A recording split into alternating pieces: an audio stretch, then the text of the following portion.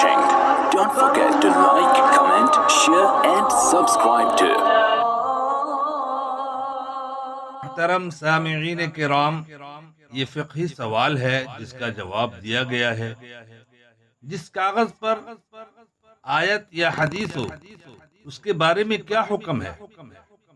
جواب: جن کاغذات پر آیات قرآنیہ یا احادیث نبویہ لکھی ہوئی ہوں ان کو کسی پاک کپڑے میں لپیٹ کر ایسی جگہ دفن کر دیں جہاں کسی کا پیر نہ پڑے، یا پھر بہتے ہوئے پانی میں ڈال دیں۔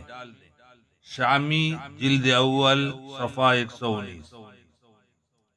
اب ہم ذرا غور کریں کہ شادی کارڈ پر بے دھڑک بسم اللہ الرحمن الرحیم لکھواتے ہیں، اور احادیث نبویہ بھی، یعنی النکاح من سنتی فمن رغب عن سنتی فلیس منی۔ جی ہاں، یہ شادی کارڈ پر باضابطہ یہ حدیث لکھی ہوئی ہوتی ہے۔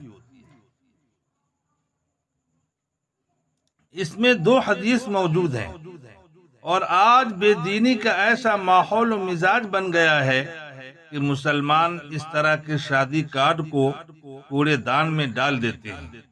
بے حرمتی کا ذرا بھی احساس تک باقی نہیں رہا، گویا ہم خود ایک مسلمان ہو کر قرآن و حدیث کی بے حرمتی کرنے پر آمادہ ہیں، تیار ہے۔ نعوذ باللہ من ذالک۔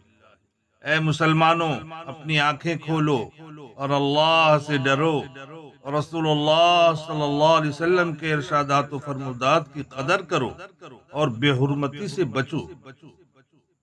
تمہیں معلوم ہونا چاہیے کہ بسم اللہ الرحمن الرحیم باضابطہ قرآن عظیم کی ایک آیت و عبارت ہے، اور بسم اللہ کا نزول 4 مرتبہ ہوا ہے۔